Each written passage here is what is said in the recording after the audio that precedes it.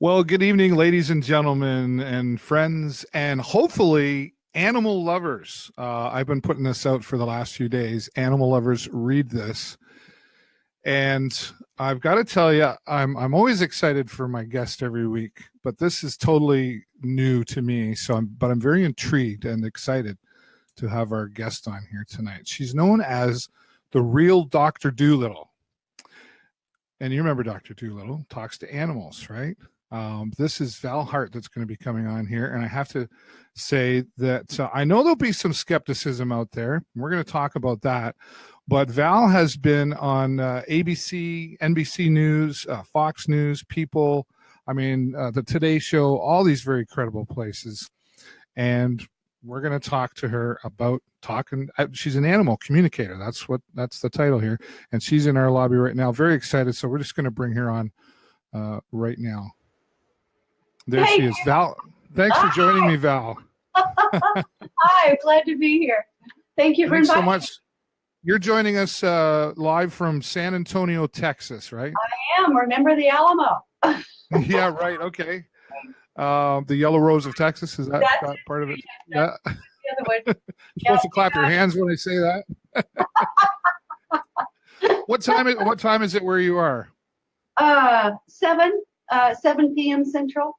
Okay, so we're only we're an hour difference there. Okay, right. Wonderful. You're in Eastern Time, right? Yes. You're in the Siberia, Canada area.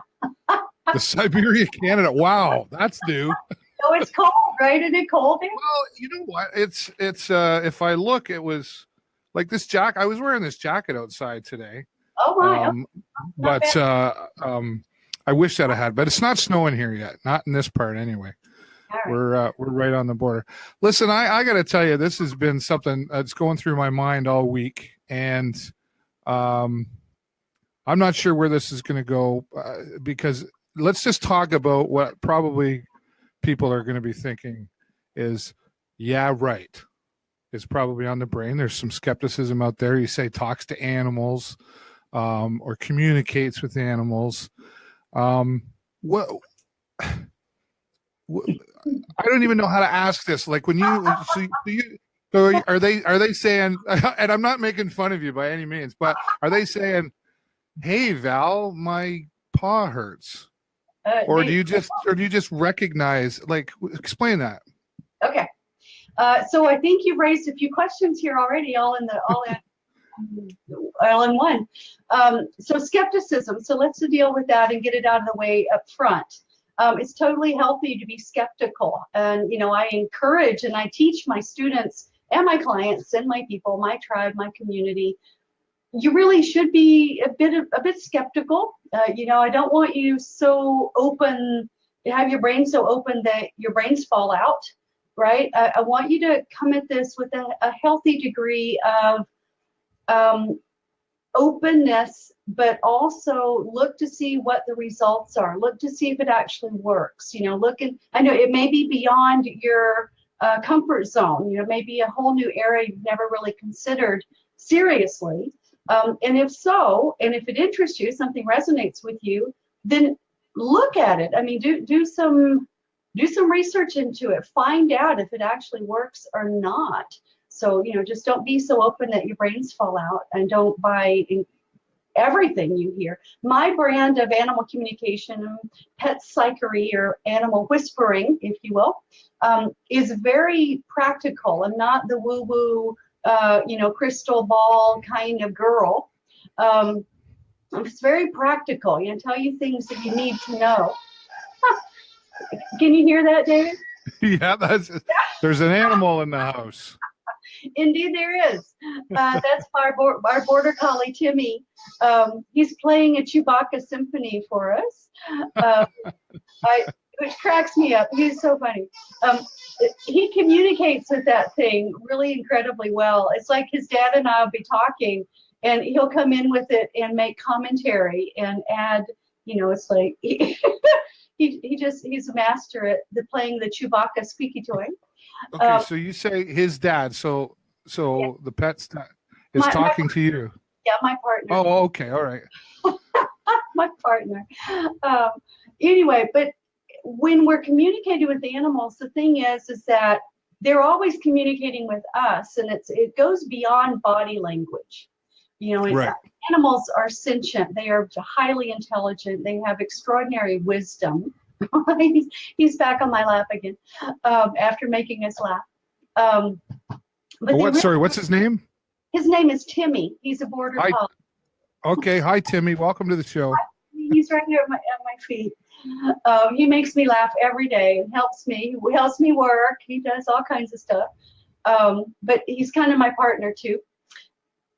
And let me get back. I'm a little scattered here. Got a lot going on. That's okay. But we're just a chat amongst friends, right? So, yeah. Do you want to come on the line? You want to be seen? Is that what you want? Oh. Yeah, let's meet Timmy. He's sweet Timmy. We see. Okay, hang on. Try not to.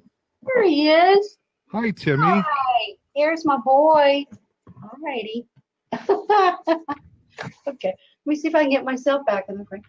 Okay. So again, it's like, it's okay to be skeptical. It's just, don't be so closed that nothing new can get in either, because animals are amazing. I think of them as angels, teachers, guides, and healers. Right. The more I get to recognize and respect and revere them for who they truly are, they make us better people. They have a lot to give back to us. Does that make sense, David?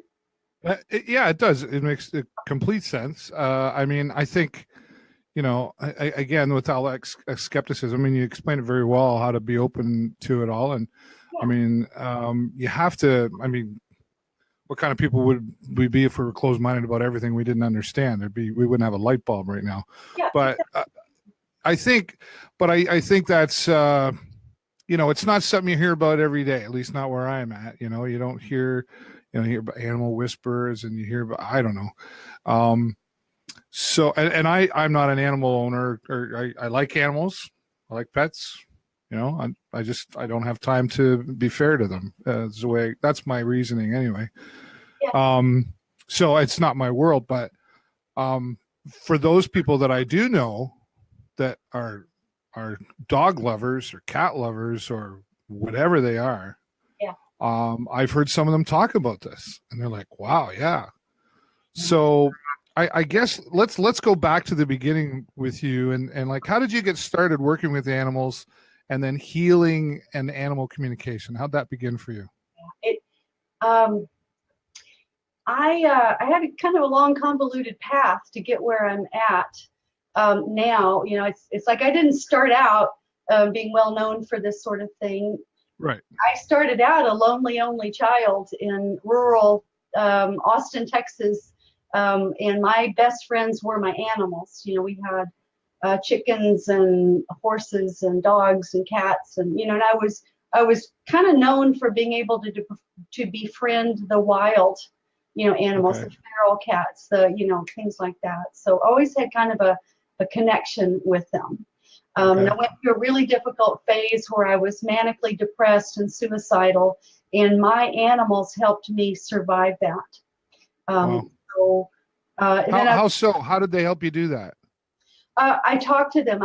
When we would go to bed at night, my parents would go to bed, go to sleep, and then I would sneak out of the house and I would go to the stable, go to the barn across our little street there, and I'd throw my arms around my mare, around her neck, and cry in her mane and just pour my heart out to her. And she would give me feedback. She would give me advice. She would give me guidance or direction or a new viewpoint or some sort of encouragement. And we would have a heart-to-heart almost every night, and and somehow that would give me the strength to face another day, and we did that for years. Yeah. Okay, so what was the first word you heard? Like, how did you and when it happened, like, did it just happen? You went, "Wow, did that just happen?" And you let it go, or did you go, "Woo"? Like, how did you react to that? Yeah, it's I want to say there's a story that Oprah says. It's like the universe whispers to us, and if we miss the message, the I can't remember how it goes exactly, but it's like if we miss the message, then if we keep missing the messages, then eventually the house falls down. It's like Right. Yeah. the wall falls, and then the roof falls on us, right? So with animals, it's like that whisper. There's a whisper, and we hear it, we feel it. There's a visceral feeling and knowing for highly sensitive empaths, which I am. It's like I know, I get it, I feel it, I resonate with it. There are gifts called clairaudience, clairvoyance, clairsentience, claircognizance. You may have heard of those. I think we all have those gifts, even if we haven't developed them. They're part of our birthright. They're part of our intuitive ability to feel and know and receive from the world around us. So for me at that point in time, I would feel, and it's like I would hear her soft, gentle voice in my head. It was just me and her. There wasn't anything else there, and it would just bring a calmness to me. So so I got through that. I left my parents' house. I went out to into the world. I got a job. I wound up going to college. I got my bachelor's and my master's degree in business and marketing, and I started my own market research corporation with the help of two of my professors. And after about 4 years of running that business, I realized that I was miserable. This was not making me happy. Okay. Okay. So what's Timmy saying right now? He is cracking me up. He's going, it's time for a walk. What are you doing? I thought we were going to go play. Who's that strange man you're talking to? Anyway, so at one point I had this, come to Jesus meeting kind of thing that happened for me. And I went, okay, I need to find something that I love, that I'm passionate about, that it's not work, it's play. It's like, I can't wait to do this kind of thing every day. It's not like wake up every morning and go, oh God, I don't want to go to work, It's like, oh my God, I get to do this. Yeah. And so I'm looking for something in my life that was like that always brought me joy. And the only thing I could find in my whole life that had ever really even come close to that was my relationship with animals, and that connection that I have with them. And once I realized that, I love that. Hey, Elizabeth. No, we're not all crazy talking. Yeah, so I just want to interrupt you there for a minute. Our friend Elizabeth, who's a loyal watcher, so not all of us are crazy when we talk to animals. And I'm sure Elizabeth will have some questions for you. And for those of you who are watching, we appreciate you sharing this around. But if you want to share your comments, please come to we're broadcasting about 10 different places, but come to the original location on my Facebook page. It's there on your screen, fb.com live with David B. And that's where we'll see your comments. And at some point, we're going to put a link out as well, that if you're brave enough and you want to come in front of the camera and talk to Val, what an opportunity here right now. So Elizabeth, please ask your questions and share away. Elizabeth lives here right in our hometown of Sarnia, and I wouldn't be surprised if she told me she talks to animals. So anyway, continue on, Val. I think a lot of people talk to animals. The difference is, can you hear them? Yes. So learning how to talk to animals is actually my website, so I might as well throw that out there. It's absolutely. learnhowtotalktoanimals.com. And I have a wonderful free ebook for your audience. It's called The Hidden Secrets to Communicating with Pets. There you go. Look at that. Let me if I just I'm trying to produce and I'm a man, I can't multitask. I know, it's so much. There it is. Learnhowtotalktoanimals.com /hidden secrets. Perfect. Yes. Or just learnhowtotalktoanimals.com. Thank you, Elizabeth. Yes, and they do talk back. Thank you. They do. They're wise beyond our knowing. When we open to their viewpoints, they know things we don't know. So, it's really important. So that's a good point that you say they know things we don't know. Now, I'm going to ask a question, and it's something I learned in the movies. So who knows if that's true. But dogs, do they hear the paranormal, or do they hear the the ghosts. I'm afraid to use the wrong word. I don't want to insult what you're doing because I have every respect. But I do you know what I'm saying? Do dogs hear that paranormal activity? Yeah, they all do, not Really? just dogs. Oh, Absolutely. so cats and Cats, giraffes and I don't know. yes, cats are highly sensitive to energy, to spirits, to whatever's going on around us, that seen and unseen. And Wow. dogs know it too. Birds do. Horses. I can tell. I could keep you here all night telling stories Yeah. about. And Elizabeth is saying they see things we don't. Is that Yes, accurate? absolutely. Yes, we do. I Wow. want a quick story. This would be fun. Absolutely.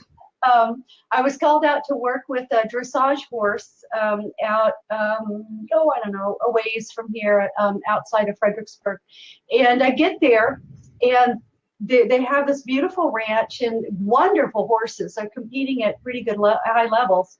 And they have this practice arena, and the horses will not go into this one quadrant of the arena, no matter what the rider does, what she Wow. does. They will not go in that area. And she calls me out to help. It's like, we built all this beautiful, space, and we can't use it because the horses won't go there. We don't understand. And so I go there and I talk to the horse, and the horse is like, well, we can't go in there. There's an Indian guardian and he won't let us in. This is a sacred burial ground. And I Really? went, wow. And so I told my client, I said, well, this is the deal. There is part of your place is built on an Indian burial ground. And she said, oh yeah, we know. I'm going, why did you build on a sacred burial ground? And so Wow. she said, not only did they know that, they knew that when they bought the property, but she and her husband had actually seen an Indian spirit around their property. Like, wow, okay. So validation a bit, right? And so Wow.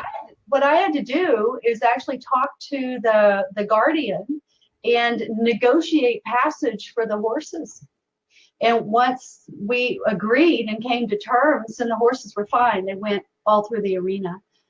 So there's stranger things that we know in the world around us. But the animals are very aware. They're very sensitive to that sort of thing. It's we humans that have sort of shut off, until we open our intuitive gifts back up. So it's false to say then that animals don't have souls? I've heard that before. I would say that's very inaccurate. Yeah. To me, that's something that humans, would maybe teach to excuse the abuse of animals, to pretend that Okay. they're not sentient. Just because they don't speak English like we do doesn't mean that they don't have hidden dialogues and that they don't communicate with each other all the time and that they're not intelligent. So Go ahead. so to compare, sort of compare, what you're saying is then it's kind of like it's a language. Yes. Okay. So it'd be the same as I speak English and you don't speak English. You can maybe you can talk a little English, like hello and goodbye and basic English. Right. But so we could call this a language barrier. So are you saying that you could teach me? This can be taught? Yes. Yes, absolutely. Really? Yes. Because I talked to my wife about this before. She's a little skeptic, and I told her I was going to say that. And Okay. well, so before we were married, she lived on her own and she had a cat. And she said, yeah, I would talk to my cat. And I go, well, you talk to your cat? She says, well, I talk to my cat, but my cat didn't talk to me. And I said, well, maybe the cat did. You didn't understand. I don't know. We kind of had a debate about it. And she said, well, I just know, like, when I got home, as I was coming up the stairs, I could hear the little pitter patter of the feet running to the door. And she said, I would look down and say, so, Charlie, how was your day? Meow. And then, oh, yeah. Did you do anything exciting today? Meow. Were you hungry? Meow. And I was like, well, it sounds like the cat's talking to you, but you're just hearing meow instead of, yes, please, I'd like, liver or whatever. Yeah, so was that a conversation? Would that be an example of a conversation that happened, but my wife just didn't understand other than meow? absolutely. It would be. So you could teach her to hear in our language. Yes, so that you can either hear it in your head, you can see imagery. Different people have different gifts. You know, if you're more clairvoyant, then you see imagery more easily in your mind. Right. Thanks, Elizabeth. But some people are more clairaudient, so they actually hear a voice, which, you know, I do all of it. And some are very empathic. They get a visceral, clairsentience knowing. So, you know, the example you gave with your wife and your cat, that's a very superficial conversation. And yeah, she was missing 95% of her cat's responses. You know, and I will tell you that most animals think humans are very dense. You know, they well, they you know what? Yeah, they Some were. of us are. We are. They're right. And you know, it's a good point, though. I mean, we laugh and we jest about it, but I think it's true that we go through life thinking like we are the supreme being of whatever, and we think we're we don't know as much as we think. I think. No, we don't. Not even a fraction. And they look at us going, I've had them ask me, you know, and I've heard their conversations like, do you think humans are intelligent? Do you think there's anything really going on that are they really sentient? And I'm going, well, sort of. not that one over there. Yeah, that one not so much. So do you take advice from your animal friends? Absolutely. Yeah. You know, and to finish that thought, there are also animals who are a bit autistic or a bit Asperger's or a bit slow. They're not the sharpest knife in the set, you know, in the knife in the drawer. Right. Just like with people. Right. With people. Yeah, I remember a terrier, a Jack Russell Terrier I worked with. They called me in because this purebred dog, beautiful dog, apparently wasn't thinking clearly, and the dog kept running into the door and into the sliding glass patio doors like over and over and over. It's like it never learned. It could not learn anything. And they brought me in to see if there was any hope for this dog. And when I tuned in with the dog, it's like the lights were on, but nobody was home. Right. And so I did healing with the dog. I started working with the dog, and I found where the dog, it was a kind of a little bit of a funny analogy, but it's like the dog had been dropped on his head when it was a puppy, and it never really got say that about us. But you know, I kind of resynchronized the nervous system and did some healing and brain work, and the next thing we knew, it was like, oh, the lights are on and there is somebody home. And after that, the dog started learning. He stopped running into the walls. He stopped doing circles. You know, he actually started offering the behavior that they've been trying to teach him for a year. It's like he finally started getting it. Things started making sense to him finally. Right. So, you know, you never know. And we went back to where we opened this was skepticism, right? And one of the things I ask people to do is hold an open mind, you know, not too open, but be open enough to look and see, is there a difference or not? Does this make a difference? Did something change? Okay. And if it did, then explore it and see, you know, what happened. You know, how did that happen? It's very interesting. I have a question for you. The slide you have up here is the one on my valheart.com page. And that's the one for my private work with clients. The opt-in there, as you can see it, is your pet trying to talk to you? Do they need healing? That free report is the 10 things you need to know before hiring an animal communicator. It's a really good read. I'm glad you brought that up because I think I would have questions about, who do I hire, or why should I, or do I need to? Yes. When would you do? How do you find? I wouldn't know. Yeah, well, and the reason I wrote that, people were asking, it's like, I'm skeptical. I don't want to hire a quack. You know, is this really work? How do I get the best result from a session? How do I find the right practitioner? And quack, no pun intended. I couldn't resist. Sorry. For those of you, I just want to invite everybody once again. Val, I'm really enjoying this conversation. We got lots of time to go here. I know Elizabeth has got lots of questions. For those of you who are watching, again, wherever you're watching from, come on over to our Facebook page, Live with David, and that's where we will see your comments. And also, if you want to come on camera, if you've got a microphone and a webcam hooked up, in the comments section below, simply type the word guest, and our live bot who's watching will send you a link to click on, and you'll come into our lobby, and then we can bring you live, and you can talk to our real Dr. Doolittle, Val Hart, here if you'd like. I know Elizabeth is a regular watcher of the show, and I don't know if she just doesn't have a webcam, or maybe I don't imagine you being shy, Elizabeth. I've known you for years, and she's in theater, but maybe she doesn't have the technology. But for those of you who would like to, if you type the word guest in comments, then our live bot will send you a message directly to your Facebook Messenger. We can get you on here.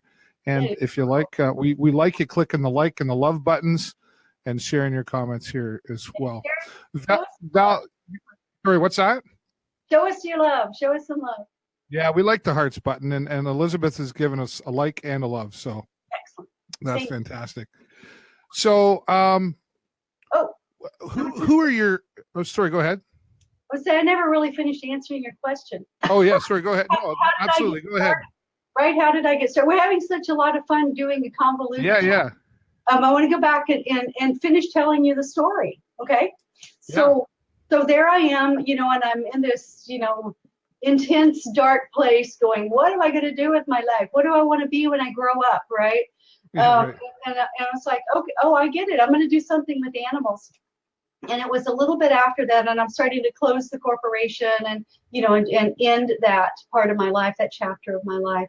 And my husband and I had two cats. We had a tabby cat named Tuffy Tiger, and we had a black and white tuxedo cat named Peach. And they had been using my husband's very expensive, very large Bose speakers as scratching posts. And they were going to die. This is not good, right? Really not good. He was a professional tenor, music, his entertainment system, very expensive, big deal. And the cats were not, it's like they were either going to lose their home, or they were going to be outdoor cats for the rest of their life, or he was going to kill them. And so I'm going, so I had been learning meditation and, and different ways of, meditation and some healing types of work. And one morning, and I'd been really working with this, trying to think, what am I going to do? How am I going to fix this? I don't know how to tell them. I don't know how to explain to them what the problem is and what we need them to do and not do.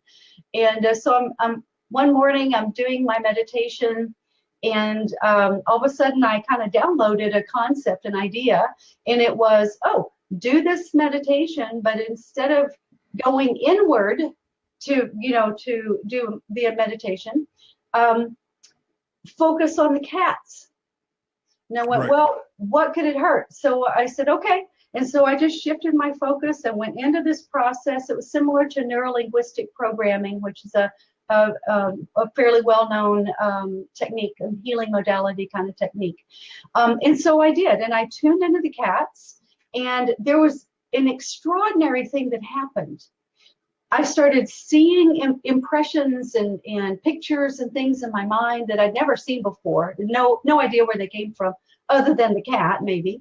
And then I started hearing thoughts, and I felt impressions. I felt emotions. I felt something happening. And I completed the process, and I opened my eyes, and both cats were sitting there glued to me, just staring at me so intently. And after that, they never used his speakers as scratching posts again. It's like, they got it. So I went, wow, this is impressive. That's very interesting, right?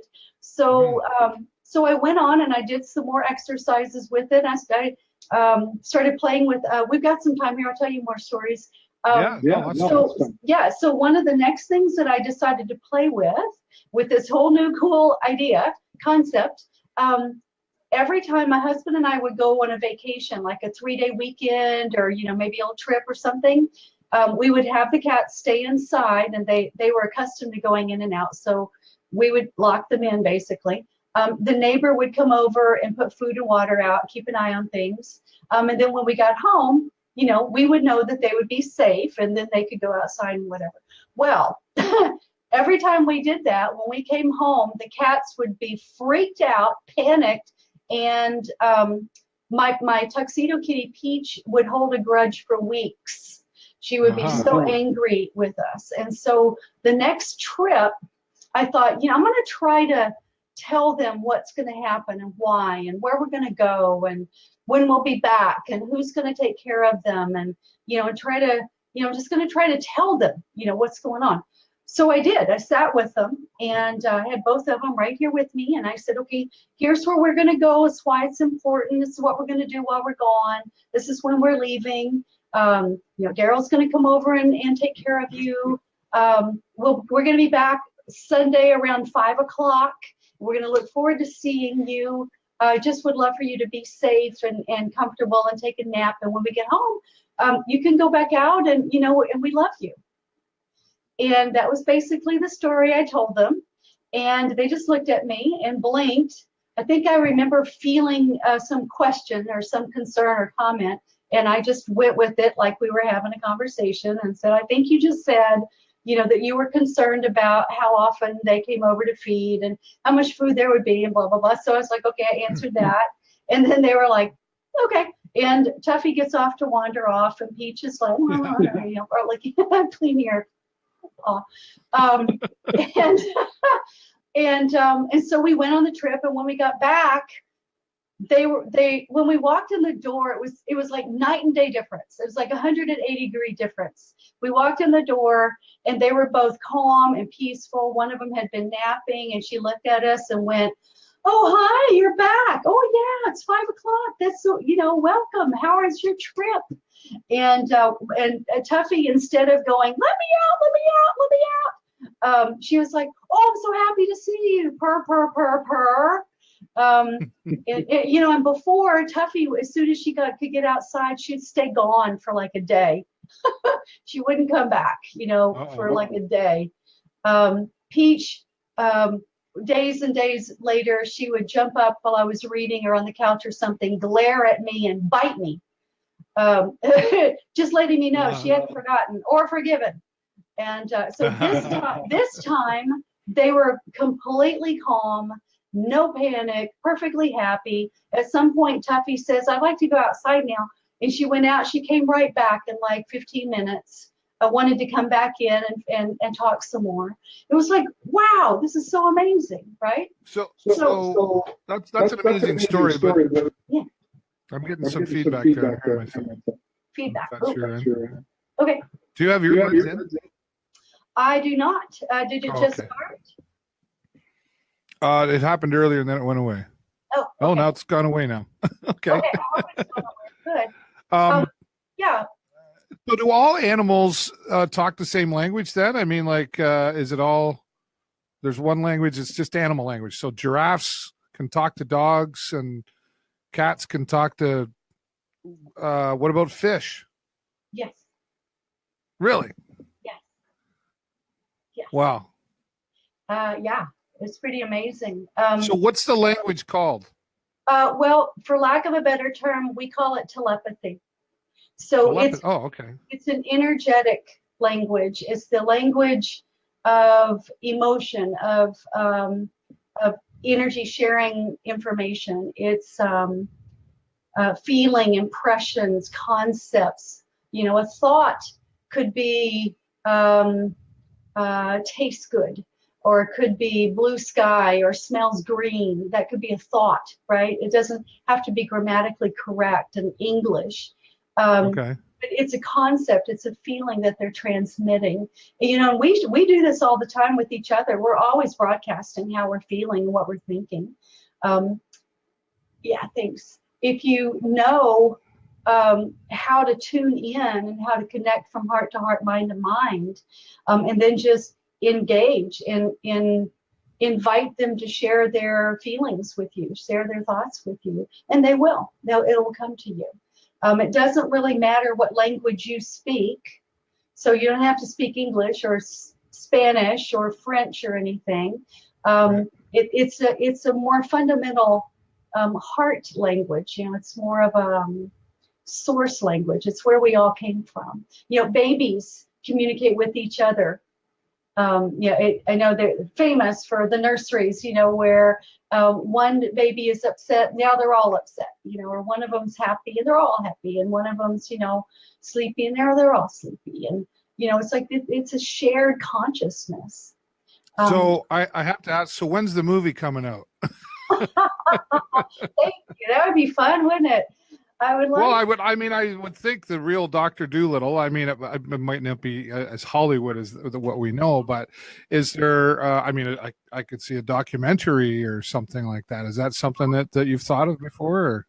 Well, yeah, I've been invited to speak to be a guest on the Mandala TV show. That's an Amazon Prime show. Wow. So we'll see how that turns out. But you know. What I love, David, is that more and more people are becoming more open to the idea that animals are sentient, that they do have hidden dialogue, that we can tap into it, that we can understand them, that we can communicate, you know, and Okay.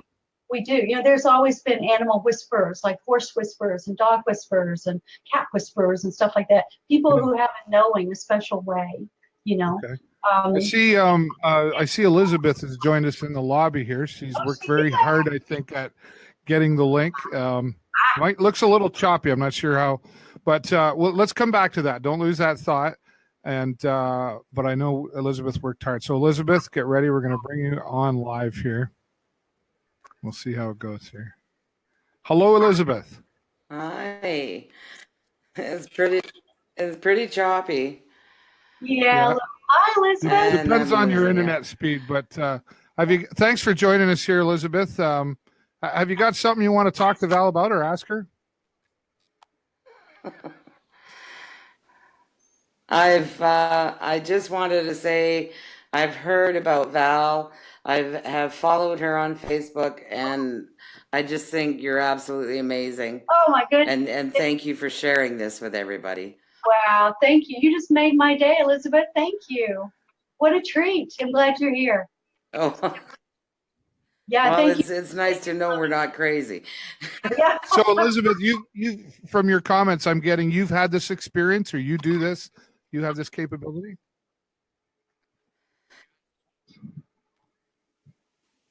I'm not sure what you said, David. I think you asked if I do this.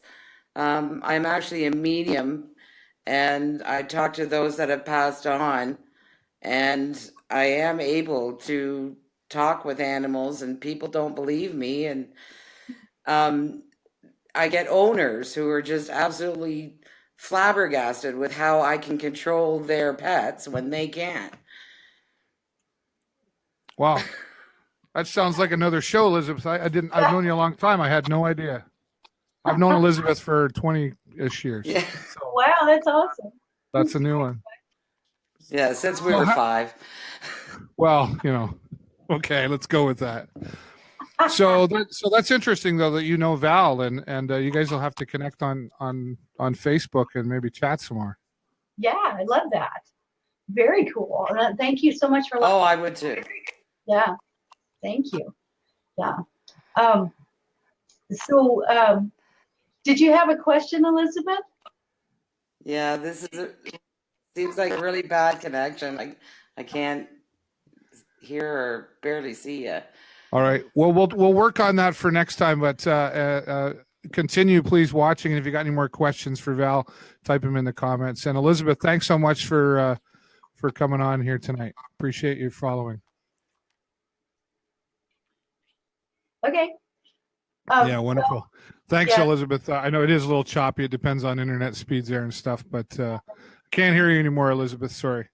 Sorry.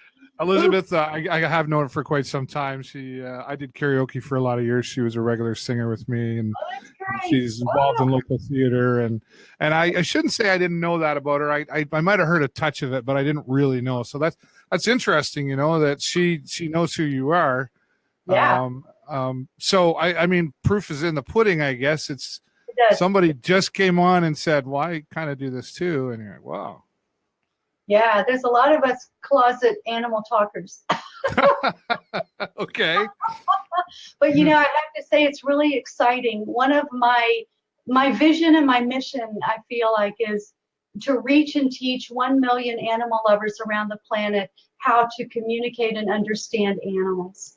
And I believe that when we do that, we will change the world as we know it. And Well, I mean, I think that's a fair statement. I mean, that's a huge goal, but Yeah. I believe, especially with the internet and live streaming and everything, I'm a believer that live streaming will change the world in its way as well, used properly. And that's what drives me to do a lot of what I do. So are you tracking that? Well, we've got a YouTube channel, the Valhart Animal Talk YouTube channel, and we've had well over 100,000 views of our videos. So that's 10%.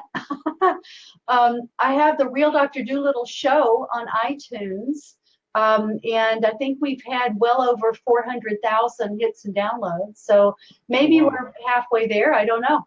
And is this all, we can find all this on your website? Learn how to talk to animals, or where will we find that?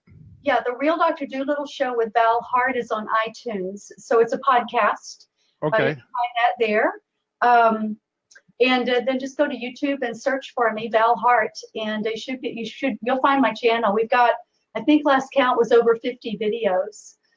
So yeah, one of them that's one of our favorites has gotten the most hits and that's got the most oomph, I think, is the Real Wisdom TV show that I did. It's like a TED Talk style episode. Okay. And it's a really excellent video. So teaching video. So now I have to ask you. So it sounds like Timmy's behaving. Yeah, I think he Thanks, gave Timmy. Yeah. I have a feeling Timmy will say something before the end of the show. Most likely. But I just blew it. I went off, and I was going to ask you something that I thought was quite clever too. Oh, darn it. I know what I was going to say. Sorry. So I got talking about Timmy. So you just have one pet? Oh, we do. Yes. Right now, I just have Timmy. Because I just had this picture of, I was going to see like giraffes walking around in the background, or I don't know, maybe not giraffes, but I thought I would think that you would have like 4 or 5. I would have thought, but how come you don't have more? Well, you touched on it earlier. It's like you don't have animals. Not that you don't like them or appreciate them, but you feel like you don't have time, right, to take care of them. It is a significant time and money, I think, commitment to have a lot of animals in your life. I've had dogs and cats and horses. I've had fish. I've had when I was growing up, we had all kinds of animals. I had guinea pigs and white mice, and we had chickens, we had pigs, we had horses, we had goats, you name it. We had a lot of different critters. So, I think they all kind of came together to help make me the person I am today. My wife has 3 aquariums. Nice. What kind of fish? The kind that saltwater. I can't remember all the names. She's got 3.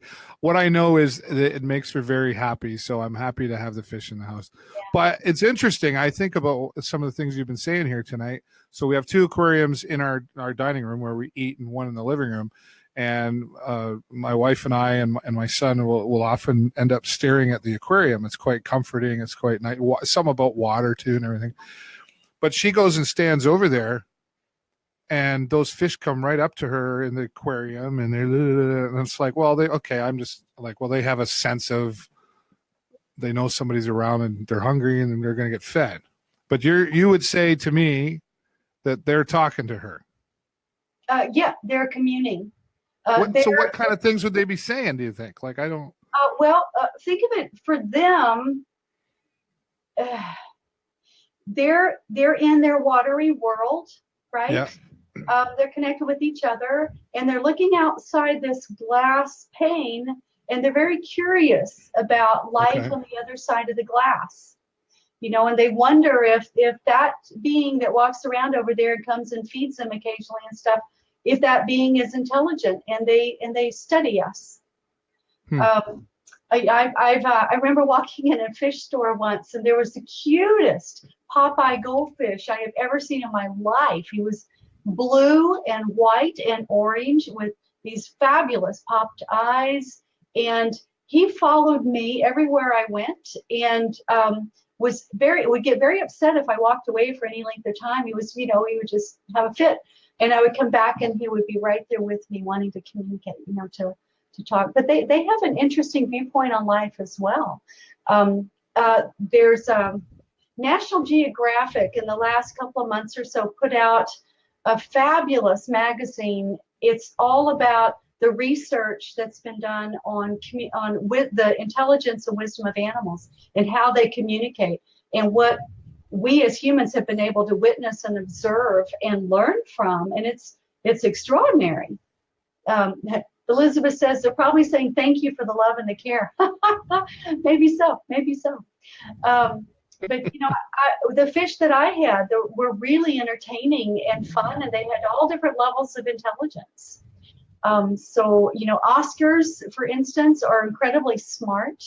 They could do tricks. They know. They're very personable. They form bonds with their people. They recognize different people. So there's a lot going on behind the scenes that we're not aware of. Right. Val, I interrupt you there just for just a moment. I'm having a bit of a technical issue here. Yeah. So if you just stay on camera there, I'm going to do a refresh and I'll be back. So don't go away, folks. Can they hear me? Okay. You can keep talking. Okay, I'll keep talking. So, fish are really amazing. They really are extraordinary creatures. I want to wait until David comes back to tell you the story about the sea anemone that I communicated with. It was one of the more unusual communications I think I've ever done. And it was fascinating. It was really interesting. So let's see, what else can I tell you? Be sure and pick up your free Hidden Secrets book. Welcome back, David. Yes, thanks. Okay. Well, and I was starting to tell a story, but I wanted you to be back because I think you'll enjoy this. Yes, I do have classes, Elizabeth. Thanks for asking. Go to learnhowtotalktoanimals.com. It's at the Hart School of Animal Communication. And you will find your free book. Thank you. Talking to Animals Made Easy. So get your copy. That'll get you started. You're going to learn the 3 fundamental principles of communication, and you'll learn how to send messages to animals in 3 easy steps. It's a wonderful book. You will love it. And then after that, look at the course catalog, and you'll see the other courses that we have. They're all quite wonderful, including the Animal Talk Coaching Club, which is a student group all over the world where we practice and continue our education and training and exploration. So yeah, check it out. All right.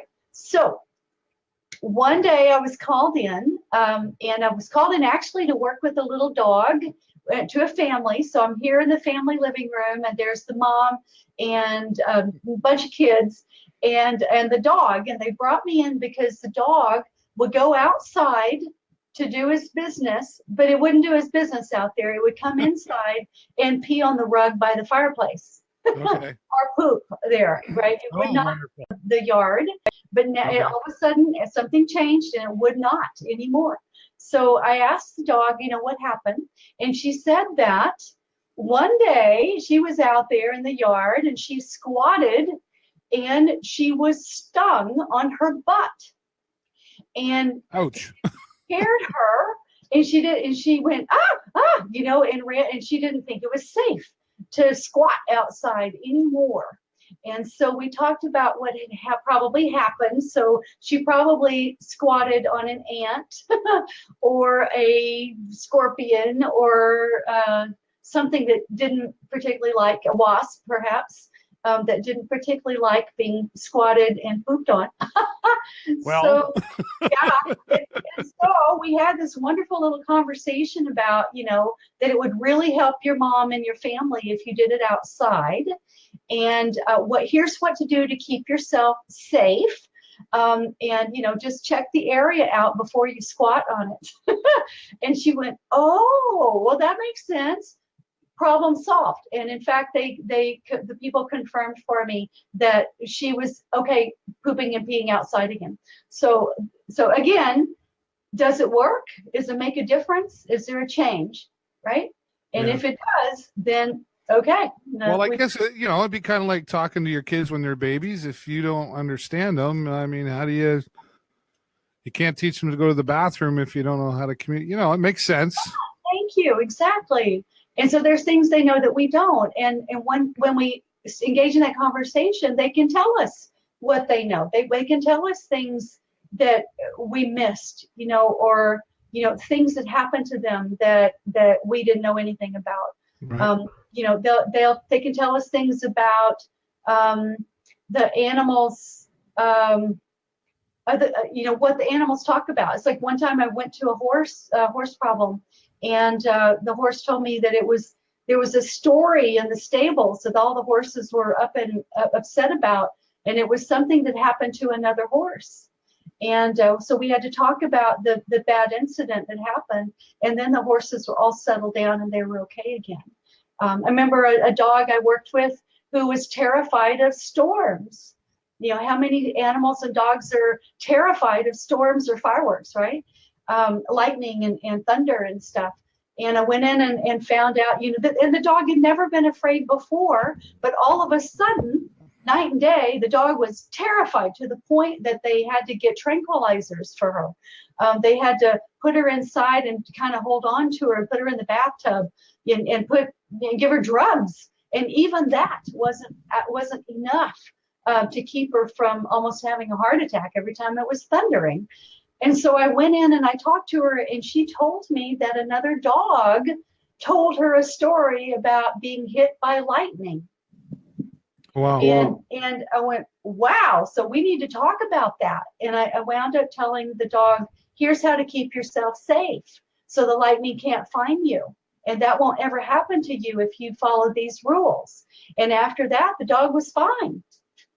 So like things that we don't know that they know, or that they heard. So you're like a counselor too, then, you would say. Yeah, absolutely. For people and pets. I do intuitive life reading and healing and medical scanning. So who are your clients? Because this is pretty amazing stuff. So you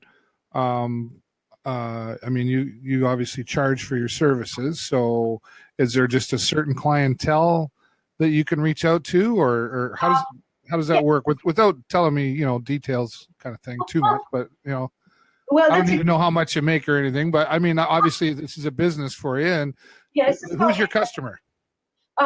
Anyone who is struggling with their pets. My specialty is solving problems with pets.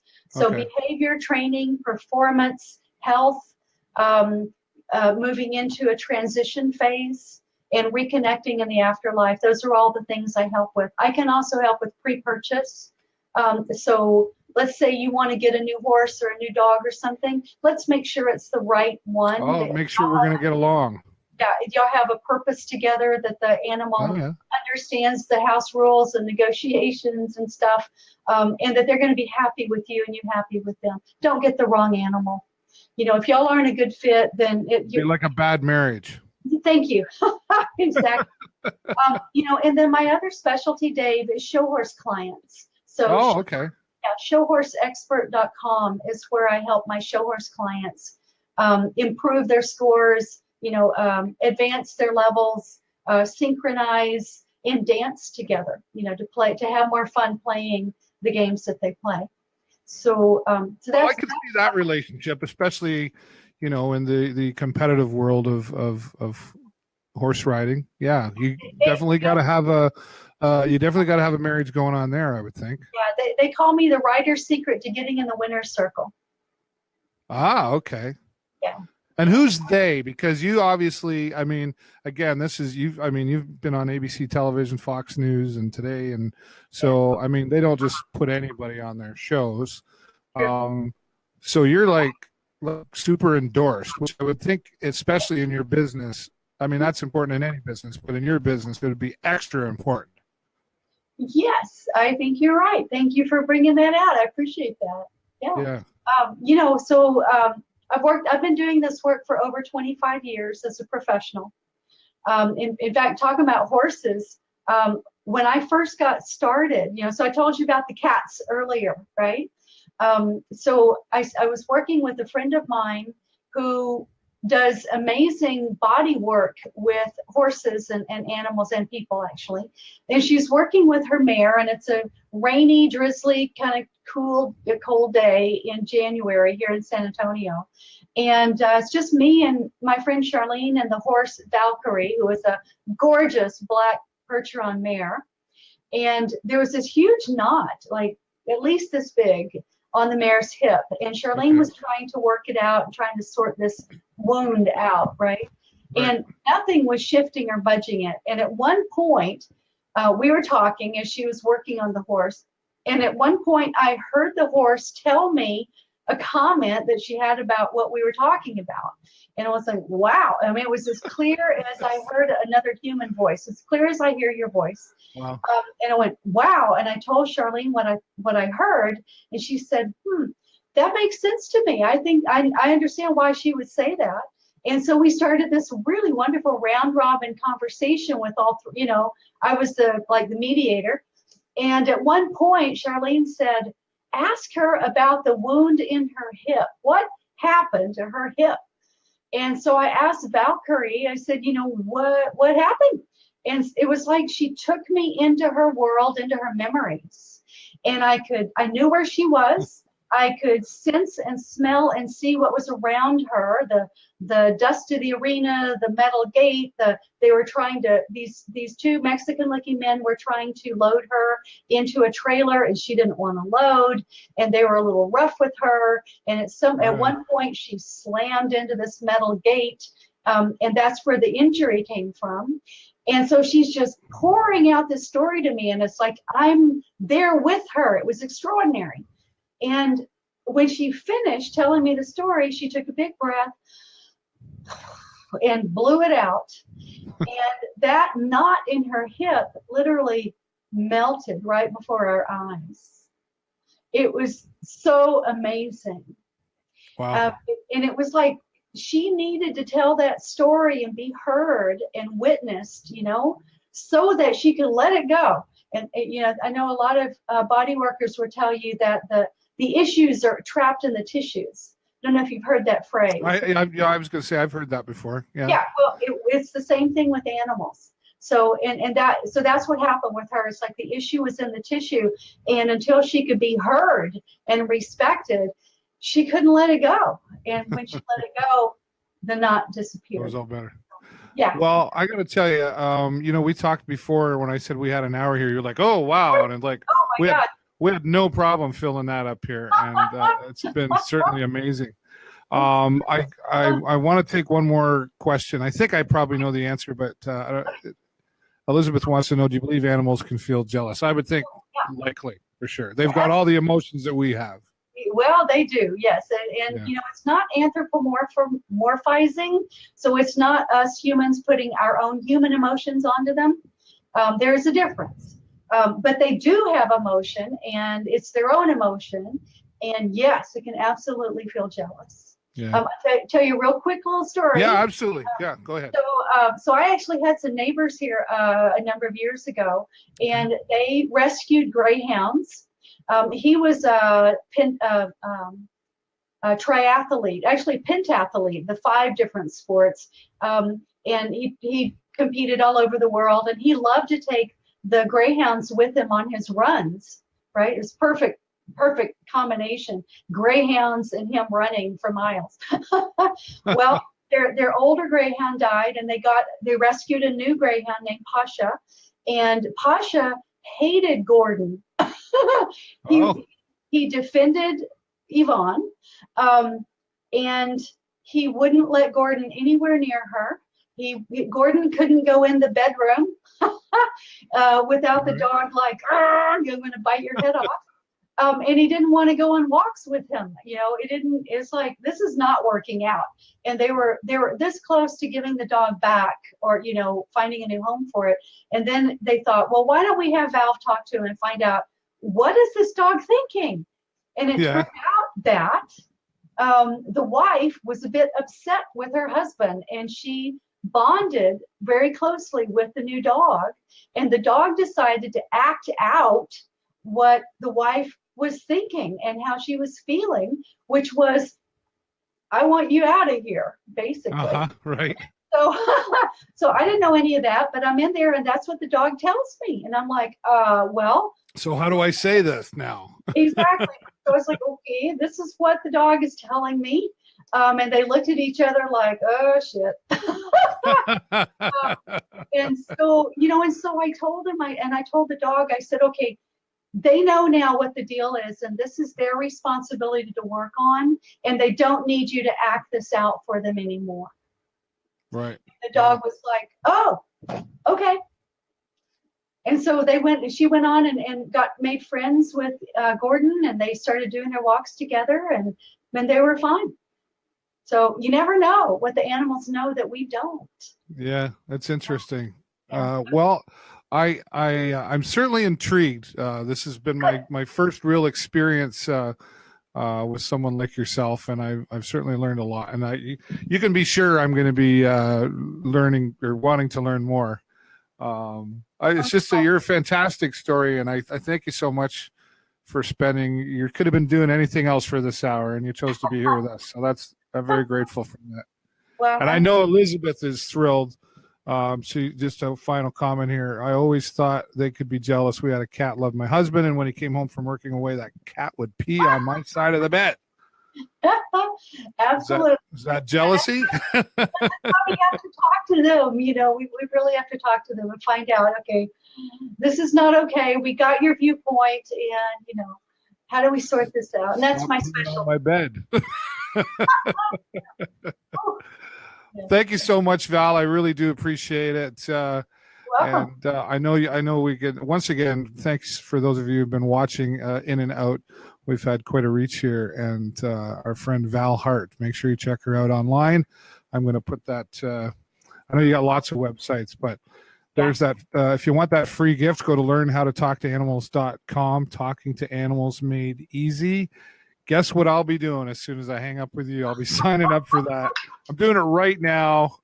Excellent. Thank you. I think you're going to love it. Really a lot of fun. Well, I want to learn how to talk to fish.